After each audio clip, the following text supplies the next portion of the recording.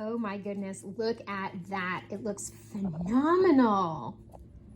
This week's vintage recipe comes from 2001 Quick Cooking magazine. These are winners. Fellow travelers, and welcome back to the Biggs Homestead Kitchen. My name is Cynthia, and today it is freezing in Florida. It is 10 a.m. and it is still 32 degrees outside.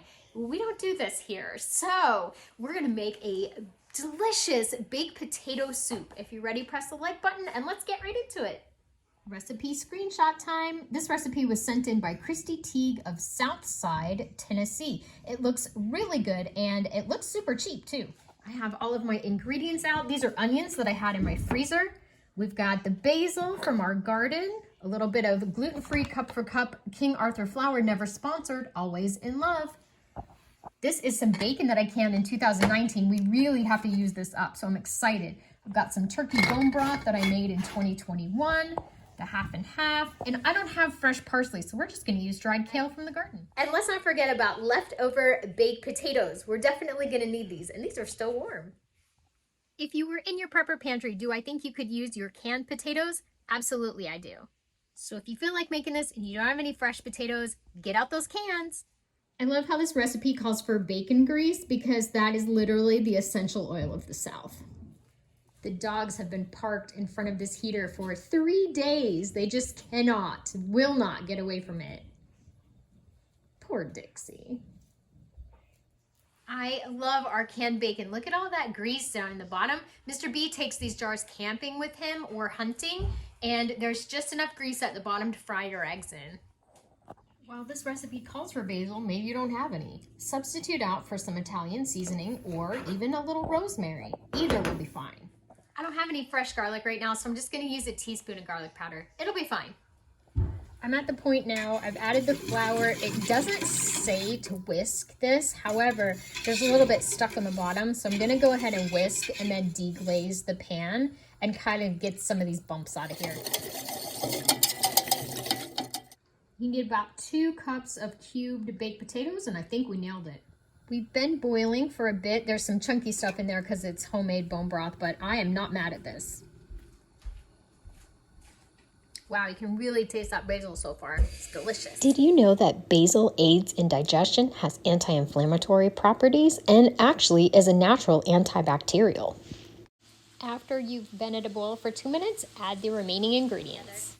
Since our soup came together so quickly, let's go ahead and throw together some cheddar zucchini wedges from page 160. When you make something extra fancy to go on the side of a soup, it makes it feel a little more elevated and a little more expensive. We eat soup often here at the Biggs household. During the winter, we always have a soup Sunday. What's your favorite kind of soup? Let me know in the comments down below. This dough seems super stiff for the zucchini onion cheese wedges. Adding just another 2 tablespoons of milk. It is a super stiff dough, and I don't know if that's because of the gluten-free flour or what happened. Not super sure. But anyway, it's just way too stiff to even go in a pan, so I'm not gonna chance it. It's been about 20 minutes. Let's check the cheese wedges and see what they look like. Ooh, look at that. It puffed up amazing. Awesome. It is kind of that weird week between Christmas and New Year. I actually have another 3-day weekend coming up, so let's see what's on the menu for the week. We've got lasagna. Let me tell you, that is not frugal. We've got our baked potato soup and our cheddar zucchini wedges. We're gonna have chipotle bowls here and some chicken legs on Thursday. So scary, but we are keeping it real. There's a quick shot of the fridge door. And here is my refrigerator. Goodness gracious. I'm gonna be canning this as soon as I get done my lunch. It's a little bit of apple cinnamon bread. That's our soup, eggs, pancakes. I made Mr. B some pancakes for his breakfast next week. And there we go. Oy, caramba. I've got the sauce started for our lasagna. Check this out. My friend Jane made me a cake. I was so excited. I don't usually have people bake for me, but she went the extra mile. She got a gluten-free cake mix and described to me how safe it was for me. And I had a piece and it was delicious. She even remembered that I have separate baking dishes for all my gluten-free things, and so she got a disposable pan just so that I could be safe. Okay, let's put a little bit of butter on this and see how she tastes. Okay, it is time to do a little baby taste test. Got a little bit of cheese to put on the top. I already put some crispy bacon on top, just like the recipe said. Now we try it. We're kind of soup connoisseurs around the Biggs house, so this should be good. Good. Very good. This is a recipe? Mm-hmm. Wow. Yeah, we've had like cheeseburger soup and stuff and potato soup. This is, it's a little different. It's a little different. Yeah, it's good though. The bacon garnish really makes it special. Yeah, it's the basil. Very different for us. Good, really good. So if you grew some basil in your garden this summer or whatever and you dehydrated it, this would be a great recipe to use it up. Yeah, it makes you go, what is that? Right? But it's really good. It pairs well. The herbs almost make it feel warmer. You know what I mean? A little bit. Yeah.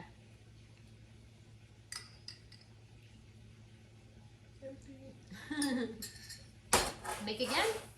Oh yeah. Yeah, absolutely. Would make again. Here we go. She wouldn't tell me what it is. It's a zucchini onion cheddar wedge. It's good. It's like, It smells like stuffing. yeah, it tastes like, I don't like stuffing, like Thanksgiving stuffing bread. It's good. You like it? With the soup? Oh yeah. Yeah, with the soup.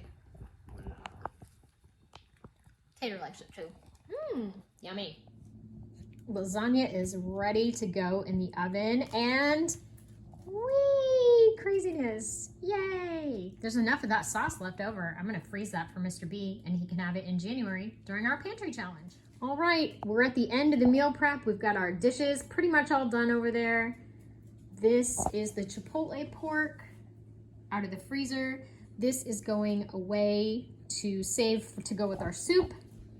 This is for Mr. B's lunch tomorrow. This is for me to eat.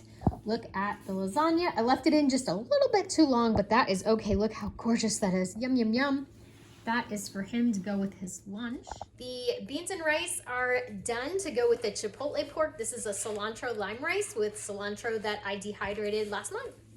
Thank you so much for watching and hanging out with me in the kitchen today. I really appreciate you stopping by. Stay tuned. In January, we're going to be doing a pantry and freezer challenge. So I can't wait to bring you that content. Thank you again. Remember, everybody, no matter where you roam, you can always find your way back home to the Biggs Homestead Kitchen. Just follow the delicious smells. Bye-bye.